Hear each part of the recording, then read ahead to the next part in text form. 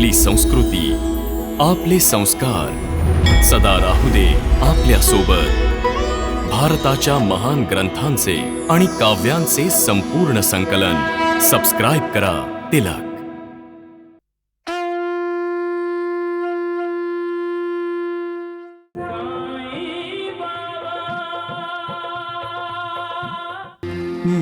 बाबांना सोडून तुम्ही सगळे कुठे गेला होतात? नानावली, आम्ही योगीराजांचं दर्शन घ्यायला गेलो. दर्शन घ्यायला. परम योगी आहेत ते. हो हो हो. पण बाबा कुठे आहेत?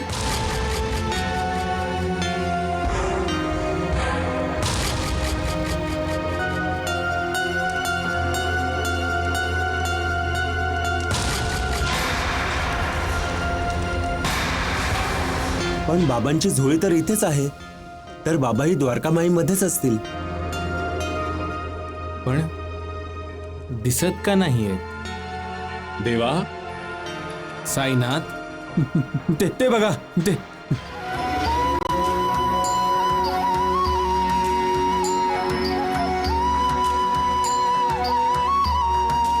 देवा, बाबा,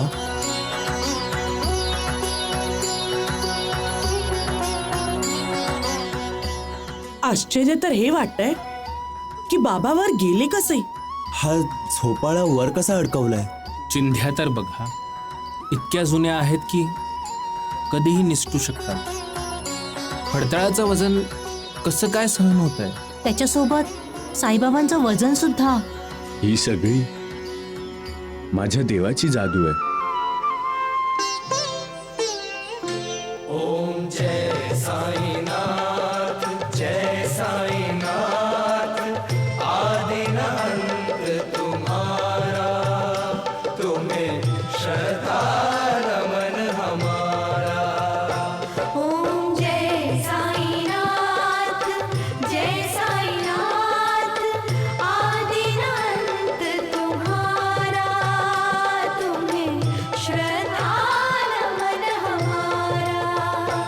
धरती पर रहकर प्रभु तुमने तन अंबर तक विस्तारा. ओम जय साईनाथ, जय साईनाथ, आदिनाथ तुम्हारा, तुम्हें श्रद्धा नमन हमारा. तुम्ही एका क्षणासाठी विचार करायला हवा होता की ती विभूती स्वतः साईबाबांनी आपल्या स्वतःच्या मुलीच्या सुलभ प्रसूतीसाठी दिली होती आणि तुम्ही ती सगळी शेजारच्यांना देऊन टाकलीत. आता माझ्या महिनेसाठी विभूती उरलीच नाहीये. साईबाबा काय म्हणाले होते लक्षात आहे ना तुमच्या? नाना, ही विभूतीच माझा आशीर्वाद आहे. हिला सदैव तुझ्या जवळ ठेव. ही विभूती सांसारिक चक्राच्या प्रत्येक समस्येला सोपी करेल आणि कुठल्याही संकटापासून वाचवेल. मला सगळं लक्षात आहे. साईबाबांचं बोलणं, साईबाबांचा आशीर्वाद, मला सगळं लक्षात आहे नानी. मग तुम्ही ती सगळीच्या सगळी विभूती त्या सहदेवच्या आईला का दिली? मग काय करायचं होतं? मला तिचा आक्रोश सहन नाही झाला. तुला तिची असहाय्यता बघून दुःख नव्हतं होत का? सहदेवला मरताना बघत राहायचं का? सांसारिक चक्रातून वाचवण्यासाठी साईबाबांनी ही विभूती आपल्याला दिली होती. नानी, ही विभूती आपण दिली नसती आणि सहदेव मेला असता तर का आपण आपल्याच नजरेत पडलो नसतो का? आपण इतके स्वार्थी आहोत का नानी? ती आपल्या लेकराला सुखी आयुष्य देण्यासाठी दुसऱ्याच्या लेकराला मृत्यूच्या दाढेत जाताना बघत राहायचं आहोत का? जर सहदेव गेला असता तर आपण साईबाबांना कसे सामोरे गेलो असतो? साईबाबा स्वतःच म्हणाले होते, पूर्वजन्मीची नाती, संबंधांमुळेच मनुष्य दुसऱ्या जनावरांच्या आणि लोकांच्या संपर्कात येत असतात. म्हणूनच जो कोणीही मनुष्य किंवा जनावर तुमच्याकडे येत असेल त्याला कधीच दुर्लक्षित करू नका. त्याच्यासोबत माणुसकीनं वागा. आदर करू शकत नसाल तर निराधार सुद्धा करू नका. सन्मान करू शकत नसाल तर त्याचा निदान अपमान तरी करू नका. प्रेम देऊ शकत नसाल त्याला तर द्वेष तरी करू नका त्याचा. जर तुम्ही तहानलेल्याची तहान भागवाल, भुकेलेल्याची भूक मिटवाल, उघड्याला कपडे घालाल, निराधार माणसाला आधार द्याल, तर तुमच्यावर देवाच्या कृपेचा पाऊस पडेल. साईबाबा तर म्हणाले होते की त्यांनी ती दिलेली विभूती सगळ्या संकटांवर मात करेल, सगळ्या अडचणीतून वाचवेल. मग आता जर महिन्याच्या प्रसूतीमध्ये काही अडचण आली तर, महिनेला कुठला धोका निर्माण झाला तर साईबाबा आपली चिंता करतील नानी.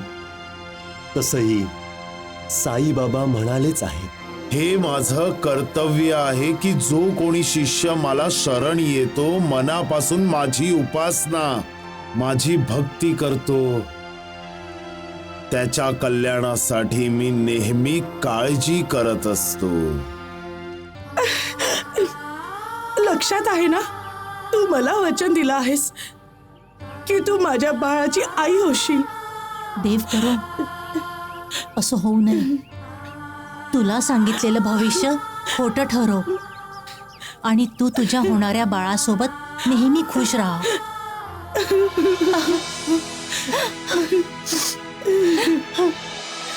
मी परत येईन ताई, तुझ्या प्रेमासाठी आणि तुझ्या बाळाला बघण्यासाठी. सदा सुखी राहा.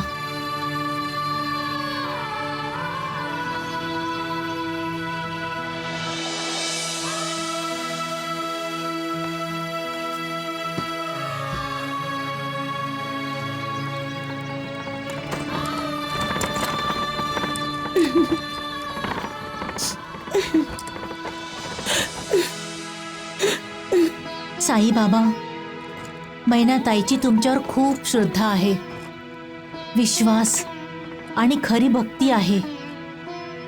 माझ्या ताईचं रक्षण करा. जो माझं नाम स्मरण करतो, श्रद्धा आणि भक्तीने त्याला मी जीवन चक्राच्या भीतीतून भयमुक्त करतो. जो माझ्या चरित्राचं अध्ययन करतो, मी त्याच्या सोबत नेहमी असतो, त्याची मी सदैव सोबत करतो. जे भक्त मनापासून माझ्यावर प्रेम करतात, त्यांना मी साक्षात्कार घडवतो की मी सावलीसारखा त्यांच्या सोबत असतो. जो कोणी माझ्या कथांचा, माझ्या लीलांचं गुणगान करत असतो, त्यांना प्राप्त होत असतो आनंद, सुख, शांती आणि समाधान. जो माझा आहे अनन्य शरण, श्रद्धा आणि विश्वासानं माझं करत असतो स्मरण, माझं भजन, माझं नाव, माझी भक्ती, माझं ध्यान, अक्षय चित्त, अशा भक्तांना मी वाचवत असतो मृत्यूच्या दाढेतून.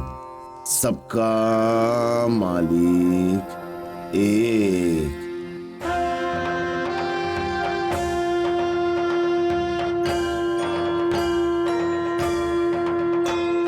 साई कथा अनंत है, साई नाम अनमोल, जन्म सफल हो जाएगा, साई साई बोल.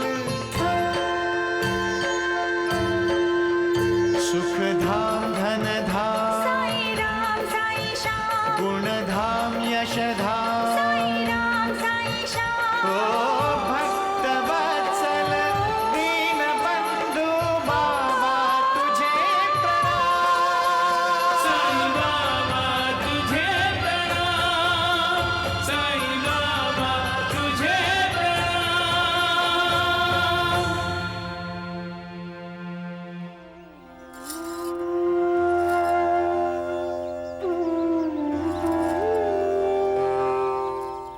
तुला बोलवणं आलंय मुली.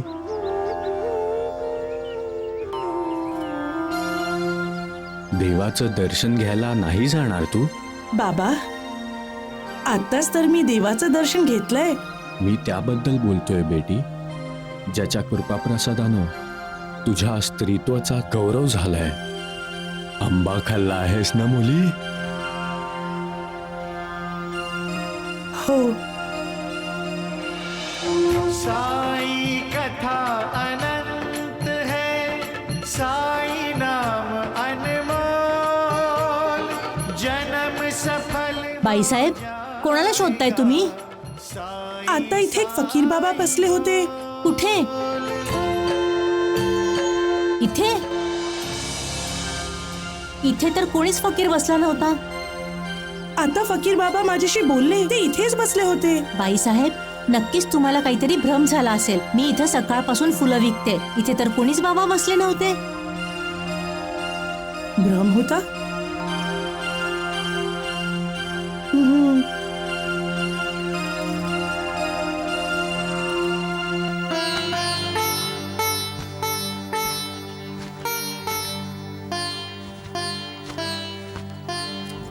ये उर्मिला ये, बघ धर्मानंदाची कमाल. आपला व्यापार खूप फोफावला आहे. आणि वहिनी, आजकाल ज्याही विषयात आम्ही हात टाकतोय त्यात सगळ्यात फायदाच फायदा होतोय. व्यापार, पैसे, फायदा याच्याशिवाय सुद्धा आयुष्य आहे, जिला तुम्ही विसरला आहात. जर पैसाच सगळं काही असतं तर संतान प्राप्तीसाठी आपल्याला साईबाबांच्या कृपाप्रसादाची गरज लागली नसती. उर्मिला, हे अचानक काय झालं तुला? जेव्हा तुम्हाला हे पैसे मोजण्यापासून वेळ मिळेल तेव्हा सांगेन. अगं वहिनी, आम्ही काय चूक केली आहे का की तू आमच्यावर रागवली आहेस? नाही नाही, तुमच्याकडून काहीच चूक झाली नाहीये. चूक तुमच्या दादाकडून झाली आहे. साईबाबांच्या आशीर्वादाने आम्हाला मूल होणार आहे, पण आजपर्यंत आम्ही साईबाबांचं दर्शन घ्यायला शिर्डीला गेलो नाही. उर्मिला, मी गुरुजी माधवरावांना पत्र लिहिलं होतं. बरं, माझी चूक झाली. आपल्याला स्वतः गेलं पाहिजे. आपण असं करूयात की आपण लवकरात लवकर शिर्डीला जाऊ आणि साईबाबांचं दर्शन घेऊ. आणि ऐक उर्मिला, ते जे आहे ना,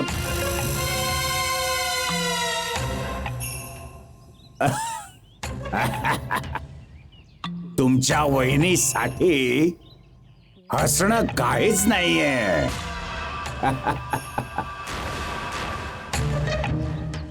उद्या दामोअण्णांना सांगून त्यांनी व्यापारच बंद केला तर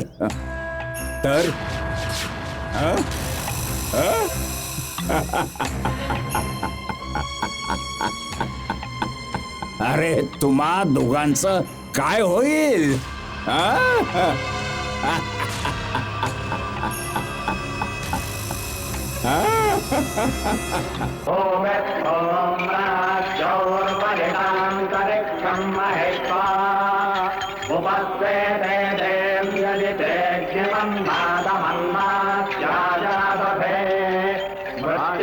योगीराज, योगीराज, योगीराज, योगीराज, योगीराज,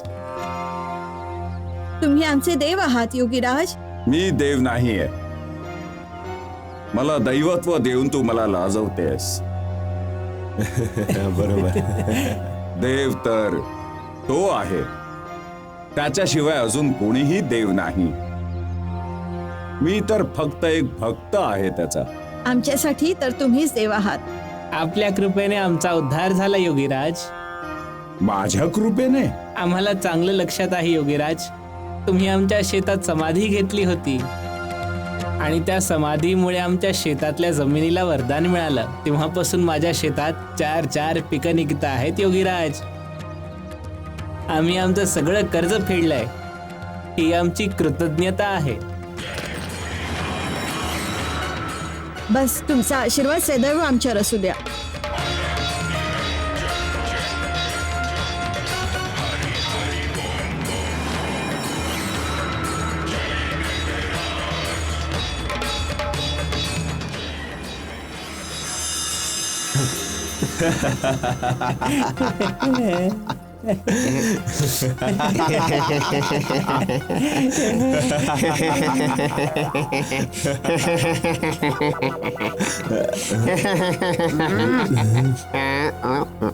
राम राम राम द्वारकानाथजी, जोपर्यंत हा योगी शिर्डीमध्ये आहे तोपर्यंत आपल्याला आपले किस्से भरून घेतले पाहिजेत. एकदम बरोबर. हा तसंही तो आपल्या कमाईतून काही हिस्सा आपल्याला द्यायला तयार आहे. वैद्य बुवा, देव करो आणि स्वामी योगेश्वर कधी शिर्डीतून बाहेर न जाओ. हो हो, सत्यवचन धोंडू, माझा धोंडू सत्यवचन. अगदी बरोबर. बघा तो दारुड्या. चल तिकडे जाऊ, खूप छान जागा आहे, चल तुला दाखवतो. बघितलात का वैद्यबुवा तुम्ही, सदू सोबत तात्या. समजलात का तुम्ही, शिर्डीच्या बाहेर तो योगी आणि शिर्डीच्या आत हा भोगी. अगदी बरोबर. आता साईचा खेळ खल्लास. खेळ कधी संपत नाही. जिथं असं वाटतं की खेळ संपलाय तिथूनच नवीन खेळाला सुरुवात होते. ही देवाची कृपा आहे. देवाने रचलेली ही एक खेळी आहे. लहानपण संपून जातं आणि तारुण्याचा खेळ सुरू होतो. तारुण्य संपून जातं तेव्हा म्हातारपणाचा खेळ सुरू होतो. म्हातारपणानंतर मृत्यू.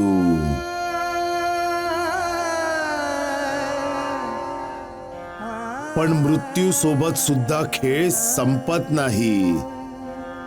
खेळाडू एक नवीन पोशाख परिधान करून आयुष्यात पुन्हा एकदा नवीन खेळ खेळायला सुरुवात करतो. हीच लीला आहे. सबका मालिक एक.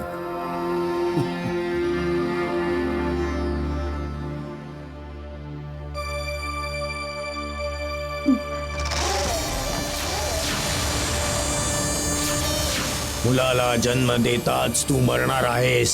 मुलाला जन्म देऊन तू मरणार आहेस. मुलाला जन्म देताच तू मरणार आहेस. मुलाला जन्म देऊन तू मरणार आहेस. मुलाला जन्म देताच तू मरणार आहेस.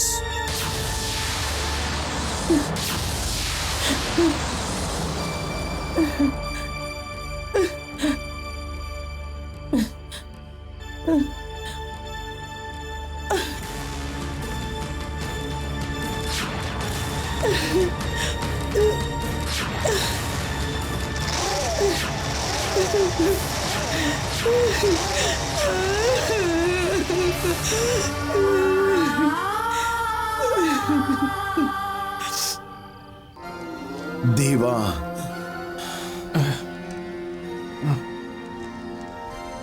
काय झालं साईनाथ, तुम्ही झोपला का नाही?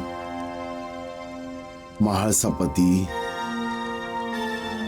माझ्या भक्ताची झोप उडालीये तर मी कसा झोपू शकतो? तुला तर माहितीये माझ्या भक्तांसाठी मी नेहमीच काळजी करत असतो. ह्यावेळी तुम्हाला कोणाची काळजी लागली आहे साईनाथ? मृत्यूची. माणसाला अंधाराची, मृत्यूची भीती वाटते महासापती.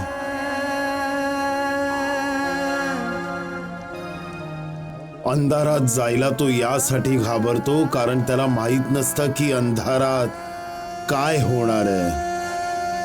मृत्यूच्या अंधकाराला तर तो नेहमीच घाबरून असतो कारण त्याला माहित असतं की ज्याला मृत्यूचा अंधकार गियंकृत करेल तो कधी आयुष्याचा उजेड बघू शकणार नाही. मृत्यू माणसाच्या आयुष्याचा साथीदार आहे. म्हाळसापती, जेव्हापासून माणूस जन्माला येतो तेव्हापासून तो त्याच्या सोबत राहतो. देवाने बनवलेली या जीवनातली सगळ्यात सुंदर गोष्ट आहे तर ती आहे मृत्यू. ते कसं साईनाथ? मृत्यू माणसाला दुःखापासून, पीडेपासून, विवंचनांपासून, यातनांपासून सुटका मिळवून देतो. मृत्यू माणसाला सगळ्या व्यथेंपासून, पीडेपासून मुक्ती देत असते. मृत्यू माणसाच्या चिंता, विवंचना पळवून लावते. मृत्यू लहानपणापासून मृत्यू येईपर्यंत आयुष्य जगण्यासाठी धावपळ करणाऱ्या मनुष्याला अशी झोपवते ज्यातून तो कधी उठूच शकत नाही. म्हाळसापती, एक ना एक दिवस सगळ्यांनाच मृत्यूच्या अधीन व्हायचंय. हे माहिती असूनही माणूस मृत्यूबद्दल विचार करून अस्वस्थ होतो.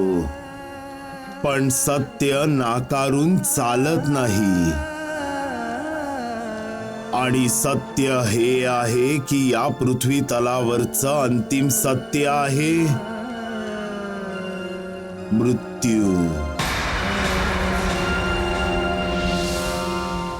तरीही आयुष्य जगण्यापूर्वी जेव्हा लोकांना मृत्यूची भीती वाटते तेव्हा मीही विचलित होऊन जातो. म्हाळसापती, लहानपणी, तरुणपणी ज्यांच्यावर मृत्यूची सावली पडते त्यांच्यासाठी मी काळजीत पडतो. बालपण किंवा तारुण्य हे मरण्याचं वय नाहीये. पण हा नशिबाचा खेळ आहे, भाग्याचं चक्र आहे, आपल्या कर्माचं बंधन आहे, ज्यातून कुणाचीही सुटका नाहीये. ना तुला आहे ना मला आहे. जो जन्माला येत असतो त्याचं कार्य आणि कार्यकाळ निश्चित असतं.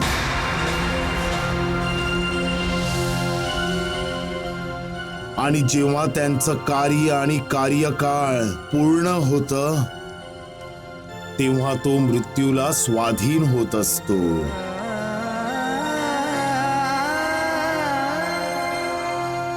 सबका मालिक एक. तात्या, सगळ्या गावात तूच एक आहेस ज्याला मी आपला मित्र बनवलाय. माहिती आहे तुला का? कारण तू मनानं खूप चांगला आहेस. हा, खूप चांगला आहेस मनानं. तू कधीच माझ्यावर हसला नाहीस जसे गाववाले माझ्यावर हसतात. पण सदू, तू दारू पितोसच का? बघ, बोललास ना परत तेच. मला सांग की लोक अमृत का पितात? पण सदू, अमृत आणि दारू एकच आहे भाऊ. तू कधी पिऊन बघितलंयस का? हे बघ, हेच ते अमृत आहे जे प्यायला नंतर माणसाला वाटतं की तो अमर झालाय. तात्या, तू पण पी. जेव्हा तू हे पिशील तेव्हाच माझं कल्याण होईल. म्हणजे तुझं कल्याण होईल. तात्या, अरे म्हाळसापती आणि गुरुजींना कुठे बघितलंयस का? ते तर तिकडे शिर्डीच्या बाहेर स्वामीजींचं दर्शन घ्यायला गेलेत. हो का? अरे नानावली काका, मी पण येतो. अरे निघून गेला.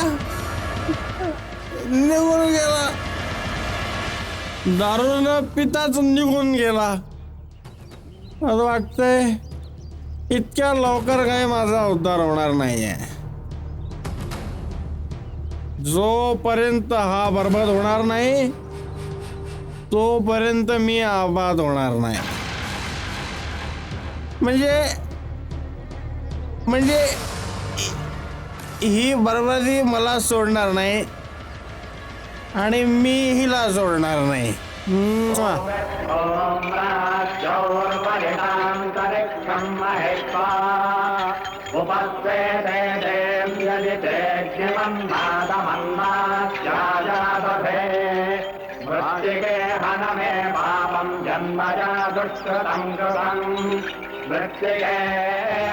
योग साधना काय आहे? अरे म्हाळसापतीजी, गुरुजी, आता तुम्ही इथं ह्याच्याकडून योग साधनेचं शिक्षा दीक्षा घेणार? नानावली, अरे योग्यांचे योगी तिथे द्वारकामाईमध्ये बसलेत आणि तुम्ही इथं ह्याच्याकडून, ह्या योगीकडून योगाविषयी प्रवचन ऐकणार आहात? नानावली, जास्त तोंड चालवू नकोस. चुप बस डोंगी. याला धक्के मारून बाहेर काढा. वाह वाह वाह म्हाळसापतीजी, अजूनही तुमचे डोळे उघडले नाहीत का? अरे हे कुठले योगी आहेत ज्यांना राग येतोय?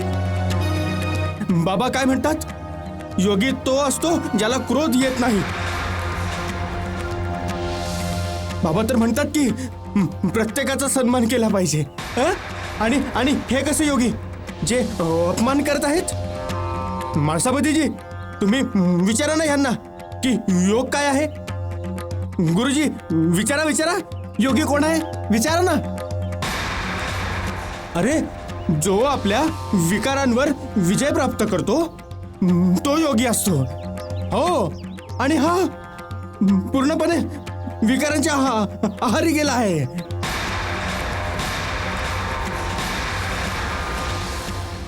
आणि तुम्ही बाबांना सोडून इथं आलात? खरा देव सोडून या दगडाला देव समजत आहात तुम्ही? मूर्खा! अरे योगी तोच आहे ज्याला सगळ्यांमध्ये परमात्मा दिसतो. आणि ह्याला तर समोर असूनही परमात्मा दिसत नाही, तर मग ह्याला प्रत्येकामध्ये परमात्मा कसा दिसेल? तुझ्या या मूर्खपणाचा दंड तुला मिळेल. अरे द्या त्याला शिक्षा. हा त्याच पाखंडी साईबाबाचा चेला आहे. अगदी बरोबर. अच्छा, म्हणजे मी त्या साईचा पाखंडीपणा सगळ्यांना सांगू नये यासाठीच तू मला पळवून लावतोय इकडनं. अरे जा पण मी तर माझे म्हाळसापतीजी आणि गुरुजींना घ्यायला आलोय. चला गुरुजी चला. अरे जे स्वतः पाखंडी असतात ना त्याला सगळं जग पाखंडी दिसतं. चला. कोणी कुठेही नाही जाणार.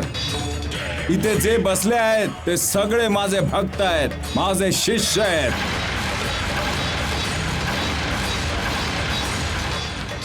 स्वामीजी, आम्ही तुमचे शिष्य नाही आणि भक्तही नाही आहोत. आम्ही साईबाबांचे भक्त आहोत. साईबाबा देव आहेत. साईबाबा परमात्मा आहेत. बस त्या पाखंड्याचं गुणगान माझ्या समोर करू नका. जर तुम्ही साईबाबाचे भक्त आहात तर माझ्याकडे कशाला आलात? देवाच्या दर्शनासाठी. साईबाबांनी आम्हाला एक दृष्टांत दिला होता. त्या दृष्टांतानुसार आम्ही या तुमच्या आश्रमात आलोय. एका योग्याच्या घरी देवाचं दर्शन अवश्य होईल म्हणूनच आम्ही तुमच्याकडे आलोय. पण तुम्ही तर तुमच्या योग साधनेच्या अहंकारात व्यग्र आहात. तुमच्याकडे मनशांती नाहीये. तुम्ही क्रोधाच्या आहारी गेला आहात. देव तर शांतीचं रूप आहे आणि जिथे अशांती आहे तिथे देव कसा असू शकतो? म्हाळसापतीजी, आज माझ्या लक्षात आलं की बाबा का फाटक्या चिन्हांनी बनलेल्या एका हाता इतक्या आडव्या लाकडाचा झोका बनवून त्यावर झोपले का होते.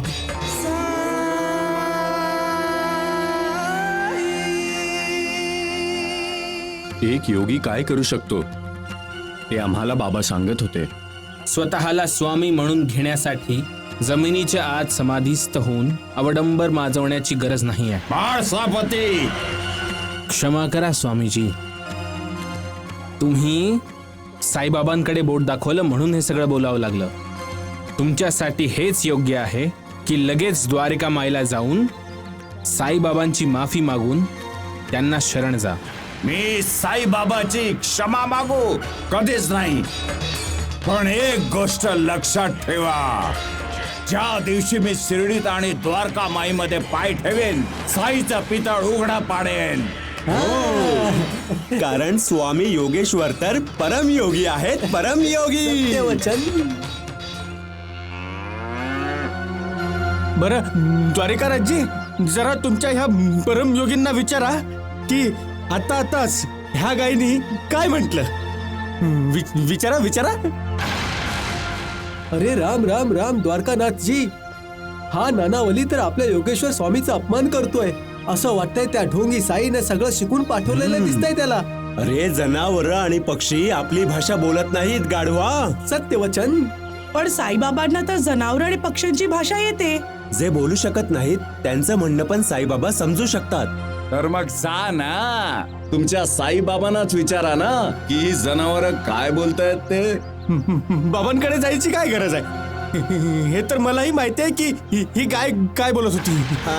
नानावालेजी, गाय काय म्हणाले?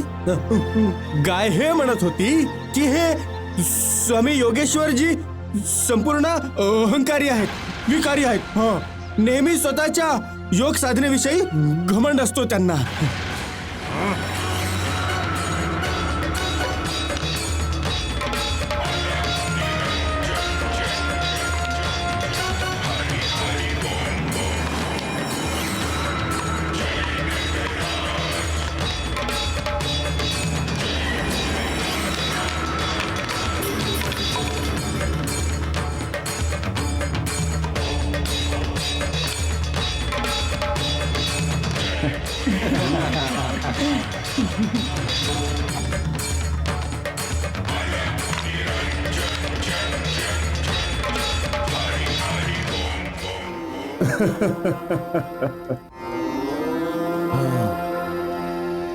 नानावलीची माझ्यावर किती श्रद्धा आहे.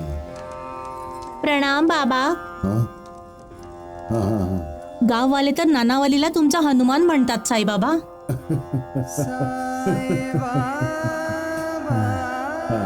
हे घे.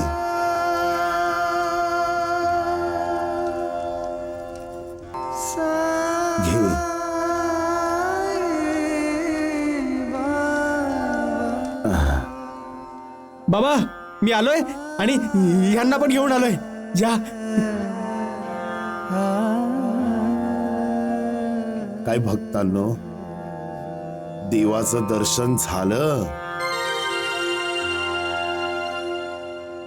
द्वारकामाईमध्ये तर आम्हाला देवाचं दर्शन रोज होतं साईनाथ. पण तिथं योगेश्वर स्वामींच्या आश्रमात देवाचं दर्शन नाही झालं. जिथं आपल्या ज्ञानाचं, आपल्या साधनेचं अवडंबर माजवलं जात असेल तिथं देवाचा वास कसा काय असू शकतो. यानंतर आम्ही कुठे नाही जाणार देवा, आणि तुम्ही आम्हाला कुठे पाठवू नका. हो. मी तर तुम्हाला योगेश्वरच्या आश्रमात पाठवलं नव्हतं श्यामा. अरे वा देवा, तुम्हीच करता आहात, तुम्हीच करून घेणार आहे, आणि आता तुम्हीच असं म्हणताय. बाबा, तुम्हीच स्वामी योगेश्वरांना शिर्डीला बोलावलं असणार. त्यांना द्वारकामाईला कधी बोलवणार बाबा? जेव्हा स्वामीजींच्या उद्धाराची वेळ येईल तेव्हा.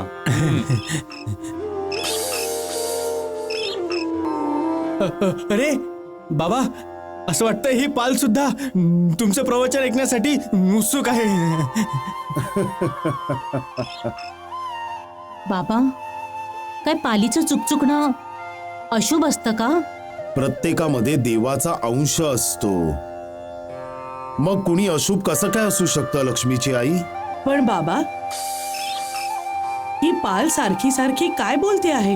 नानावलीला विचारा ना. हाच तर योगेश्वरच्या आश्रमात म्हणाला होता की याला जनावरांची भाषा येते म्हणून.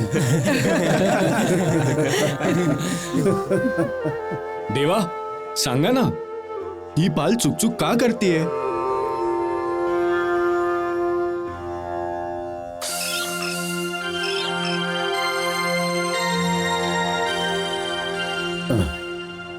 ती खुश आहे. आज तिची बहीण औरंगाबादहून तिला भेटायला इथं द्वारकामाईला येणार आहे. भेटायला येणार आहे?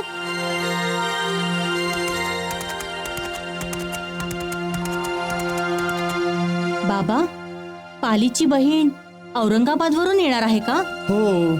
इथे द्वारिका माईमध्ये? पण बाबा, औरंगाबाद तर खूप लांब आहे. म्हणूनच तर ती खूप खुश आहे की तिची बहीण इतक्या लांबून तिला भेटायला येणार आहे इथं.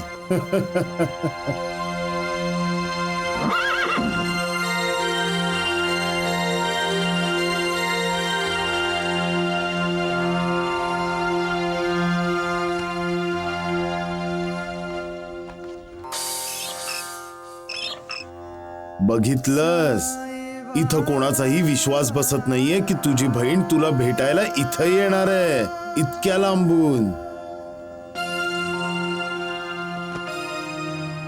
प्रणाम बाबा. सदा खुश रहा. औरंगाबादहून आलोय बाबा. औरंगाबादहून? चांद पाटलांना समजलं की मी शिर्डीला चाललोय, तर त्यांनी मला तुमचं दर्शन घ्यायला सांगितलं. चांद पाटील? कसा आहे माझा चांद पाटील? सगळं ठीक आहे बाबा. आणि त्याची मुलगी नबीला? ती सुद्धा तिच्या सासरी सुखी आहे.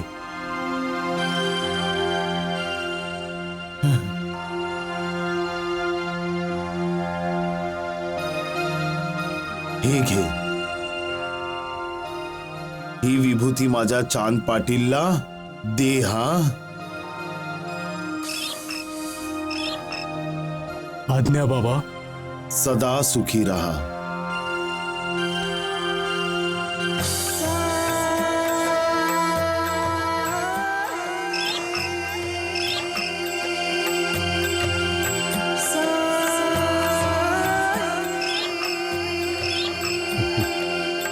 अरे,